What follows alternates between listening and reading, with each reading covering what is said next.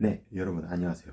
오늘은 조금 특이한 그리고 제가 그동안 바랐던 형태의 기기의 출시 소식이 들려서 간단하게 좀 전달을 해드리고자 합니다.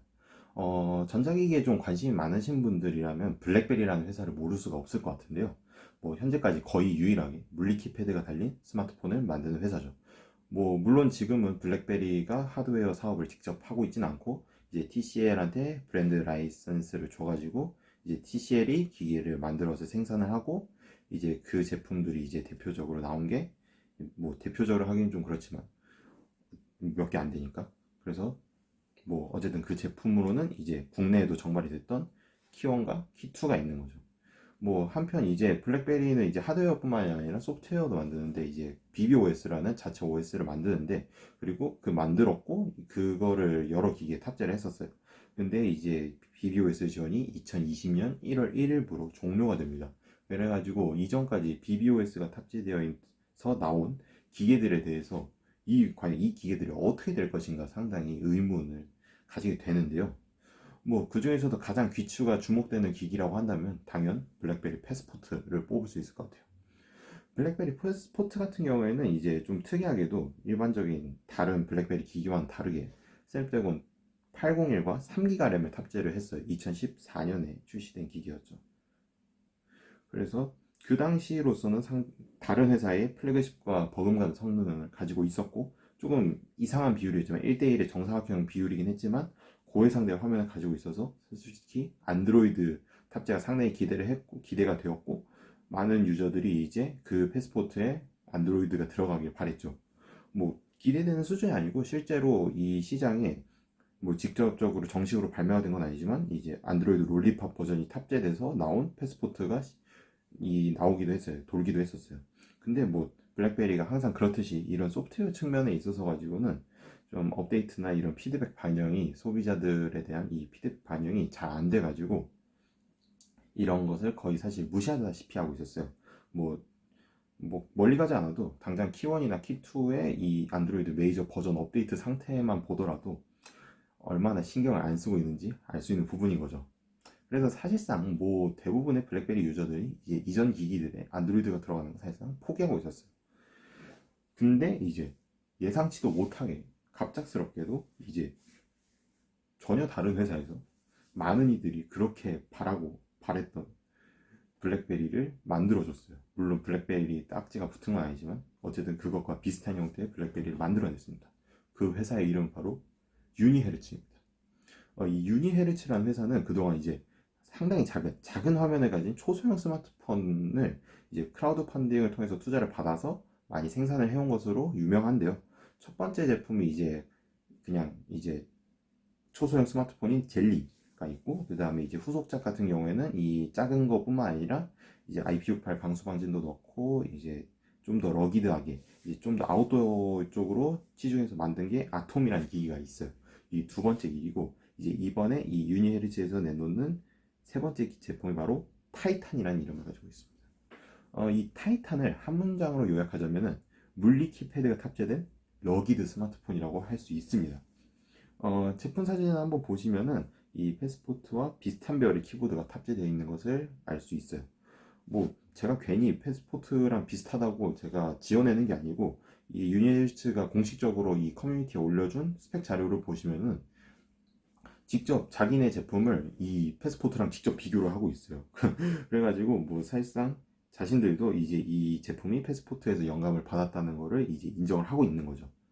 유니헤르츠의 사이트에 이제 추가적인 설명에 따르면은 이제 이 제품은 이제 물리 키패드가 탑재되어 있는데도 불구하고 무려 IP67 방수 방진을 지원한다고 합니다. 그리고 무려 6000mAh의 대용량 배터리가 있고 그리고 지문인식, 안면인식, 무선 충전 등의 기능을 지원할 것으로 얘기를 하고 있어요. 조금 더 상세한 스펙을 말씀드리자면은 이제 2GHz 옥타코어 프로세서와 6GB 램 그리고 128GB의 스토리지가 장착이 되고요. 디스플레이는 4.5인치의 1440의 1440 QH보다 조금 짧은 1대1 비율의 해상도의 LCD 패널이 들어가고요.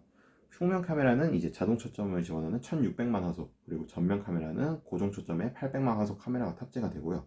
그리고 OS는 이제 안드로이드 9.0 파이가 선탑재돼서 출시될 예정이라고 합니다.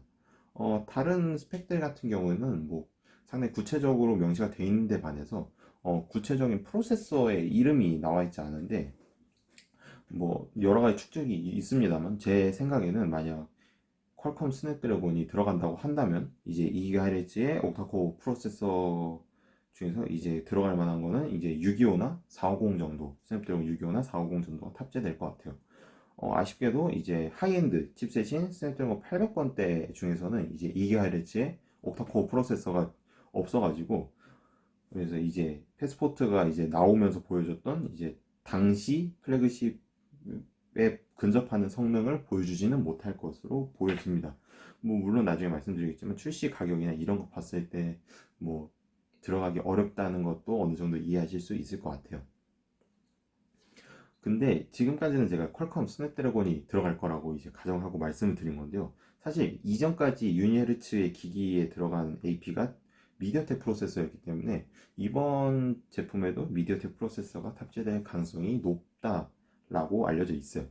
그래서 이 제품과 관련된 커뮤니티에서는 이 제품에 미디어텍 프로세서가 들어가게 된다면 구매하지 않을 것이다 라는 얘기도 있고요. 그리고 투표를 했을 때 퀄컴 스냅드래곤에 대한 선호가 미디어텍에 비해 훨씬 높게 나온 등 이런 미디어텍 프로세서에 대한 조금 불안감이 좀 있는 편이에요.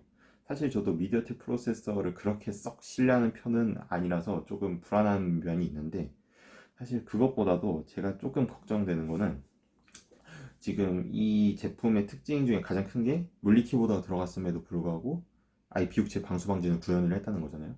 근데 이게 조금 저도 잘 모르겠는 게 블랙베리를 쓸 때는 항상 키보드가 정말 좋은데 이 키보드 때문에 방수가 안 되는 게 제가 제일 아쉬웠는데, 이 제품에서 이제 된다고 하니까 방수 방진이 되는 건 정말 좋은데 이것 때문에 막, 그러니까 이제 실링을 많이 하고 그런 이음새를 다 막아야 되니까 방수가 되려면, 그래가지고 그런 것 때문에 키감을 망치지 않을까라는 우려가 조금 들기도 해요. 뭐 한 가지 더 아쉬운 게 있다면은 이제 정신적 계승작이라고 할 수 있으니까 이제 그 원작이 되는 블랙베리 패스포트 같은 경우에는 이제 후면 카메라가 13메가픽셀의 AF뿐만 아니라 OIS도 지원이 됐었거든요. 그래서 이제 광학식 손떨림 방지가 이제 그게 들어갔는데, 이번 이 유니엘츠의 티탄 같은 경우에는 이 스펙시트에 AF가 지원된다고만 적혀 있고 OIS에 대한 언급이 없더라고요. 어, 출시 가격을 고려했을 때 사실 들어가지 않을 가능성이 꽤 높은 것 같아서 전 더욱더 아쉬워요. 저는 손 떨림이 좀 심한 편이라 그런 거를 좀 많이 신경을 쓰는 편인데 상당히 아쉬운 부분이에요. 이 제품 같은 경우에는 이 유니레츠 티타는 이제 7월 30일부터 킥스타터에서 크라우드 펀딩을 오픈할 예정이고요. 그 이전에 이제 유니헤르츠 사이트에 접속해서 이메일을 남기시면은 출시 당일에 바로 안내 메일을 받을 수 있다고 합니다. 원래 초기 한정 수량, 그러니까 이제 슈퍼 얼리버드로 구매를 하시면은 199달러, 하나로 대략 23만 원 정도에 구매를 할 수 있었는데 이미 지난 19일에 매진이 되었고요. 크라우드 펀딩 중에 이제 일반가는 어떻게 될지 모르겠지만 크라우드 펀딩이 끝나고 판매하는 가격은 359불, 그러니까 하나로는 대략 42만 원 정도에 판매가 될 거라고 합니다. 뭐 일반적으로는 뭐 일반적인 소비자라면은 이 스마트폰, 일반적인 스마트폰과 다르게 정방향 화면도 그렇고 물리 키패드에 대한 선호도 사실상 거의 없다시피 하기 때문에 많은 분들이 이런 제품을 사실상 신경도 안 쓰실 거예요.